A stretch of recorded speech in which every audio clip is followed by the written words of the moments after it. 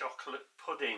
Right, I got this recipe from after nagging my friend Emma, my dear friend Emma in Nova Scotia, for her chocolate pudding recipe, and I've been sitting on it for a little while, but I think it's about time I did it, because my brother, otherwise known as King Pud, has got to have his puds, and he's going to really enjoy this, I'm pretty sure. Right, what we'll need, and this measurement's in cups, alright. In England we don't generally use cups, but I think they're a really easy way of measuring out certainly recipes like this.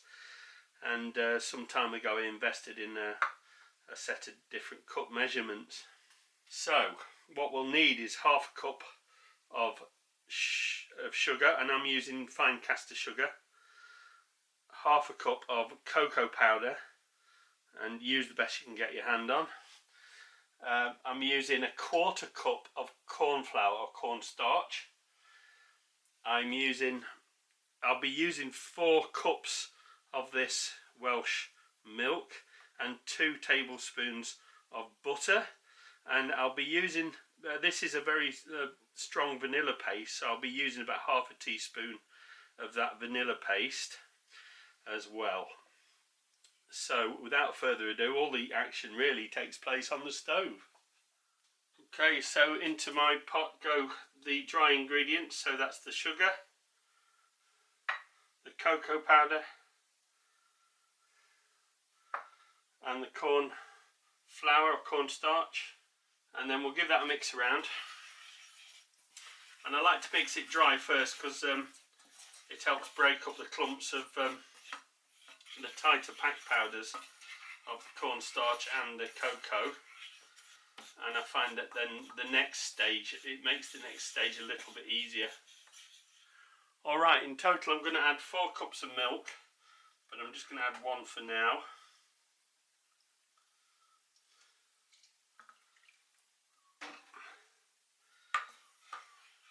And I'll start mixing that up. Notice I'm not doing this over heat yet. I'm just starting to mix in the powders with some of the milk to start with.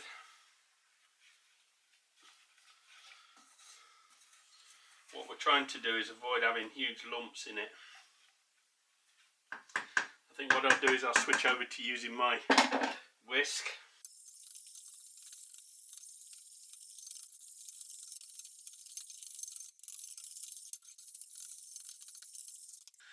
And another little chef trick I've learned from my friend's cast iron skillet kitchen is to put all this into a large jar, put the lid on and give it a good old shake, and it could possibly save you time. I just don't have a large jar to hand at the moment, but I can see how that would speed up this process. But you want to get it like that so there's no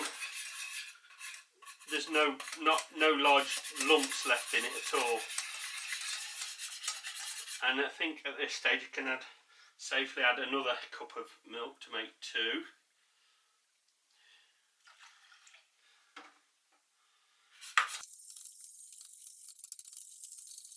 And I think now we can start putting some heat under it. So over a medium heat, I'm going to turn that up to a medium heat. I'm going to bring it very slowly up to the boil, adding 2 more cups of milk. That's 1, and then the final one.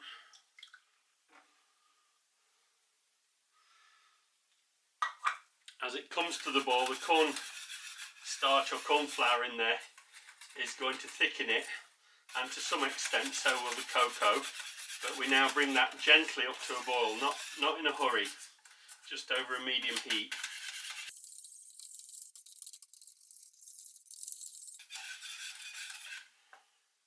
Another thing I strongly recommend you do is actually turn on the isolator switch for your cooker, or like me, you'll be standing around for 10 minutes wondering why it's not coming up to heat, and then amazingly when you actually supply power to your cooker, the heat does come up, which is fantastic. It's all very scientific. So back on track, I'm bringing it up to a very gentle, up to a simmer, and then I'm going to stir it for a couple of minutes.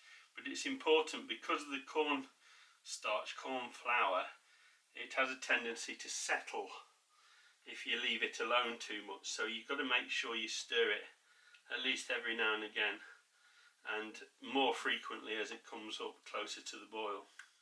Otherwise you end up with a big congealed mass at the bottom of the saucepan. That will then be more or less impossible to get the lumps out of it. I've switched back to my wooden spoon because I don't want too many air bubbles getting into it, because I'm really making a chocolate pudding and not a mousse. I'm gently stirring it, keeping it moving, and I like to do that in a sort of a figure 8. It's really quite therapeutic as it as you gradually stir it and as it gradually gets more heat, it looks more silky and velvety. It really does look luxurious. This is my first time making it, by the way. I'm working to Emma's instructions, which are posted down below. So the whole recipe is posted in the description below this video. When you come to pour it out, you can either put it into a large pudding bowl, as I will do, or you can put it into individual glasses or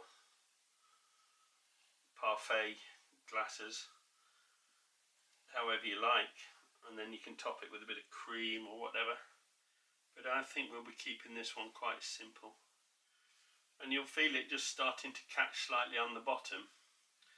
If it catches aggressively, just turn the heat down a little bit, because you don't want it coming up to the boil too quickly. Okay, as it really starts to take on more heat, you need to be a bit more aggressive in your stirring, because you don't want it to catch. This is the most crucial stage. You don't want it to catch and clump on the bottom. So you keep it moving, and you keep it moving a little faster, and you'll see it starts to thicken. And what we call in soap making, we call that trace, which means you pull the spoon out and it leaves a trace on the surface. I like that saying, so I'm using it in cookery from now on. And as soon as it starts to boil, you need to turn it down to a very low simmer and just let it cook for another 2 to 3 minutes. You want to make sure all that starch is converted. We're not quite there yet, but I've got to keep my eye on it. It's a really simple recipe. All the hard work is actually in the stirring. And if you want a nice velvety pud, there's no real shortcut. You've just got to stand here and do it.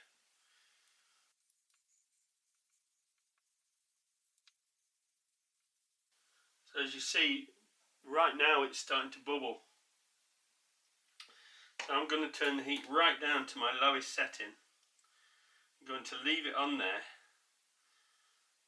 and I'm going to let that cook for another 2 minutes, all the time keeping it moving. Don't want it to catch on the bottom. I'm going to go in with a little taste test.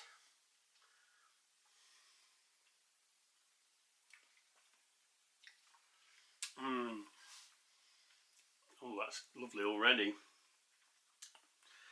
And it doesn't taste powdery. All the starch has been converted. So I'm going to take that now off the heat. So that's it off the heat. Still keep it moving for a minute or two. I want that to be nice and velvety.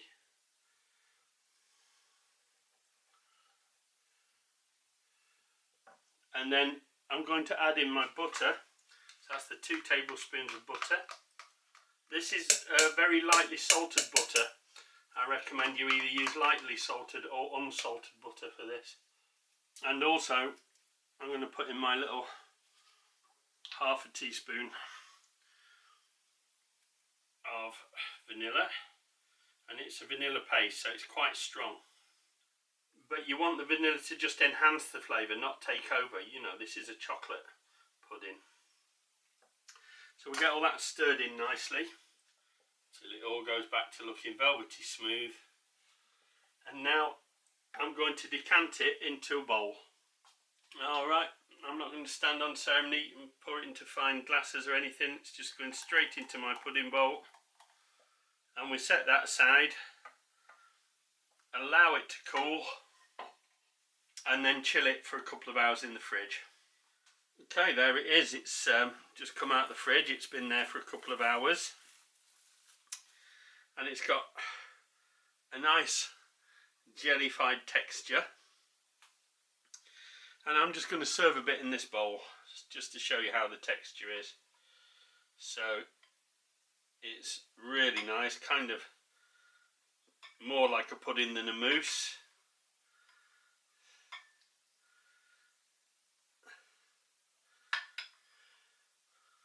And I'm just going to have a little taste of that, see what it's like.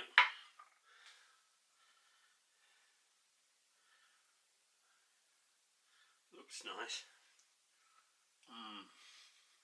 Oh yeah, very much so. Emma, you got the job.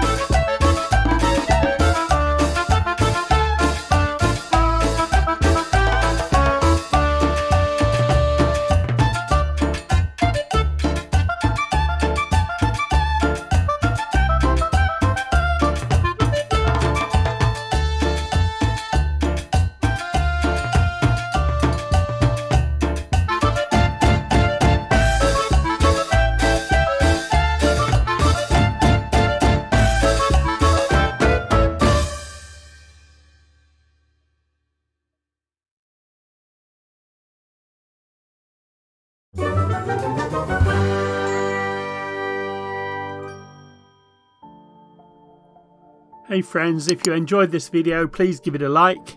If you would like to follow my channel, please subscribe. And don't forget to click the bell icon and select all to receive notifications for all my future videos. It would be great to hear from you in the comments, and I'll try to get back to as many of you as possible. You may wish to check out these titles or even help me out with a donation using the links in the description below the video. Thanks for watching.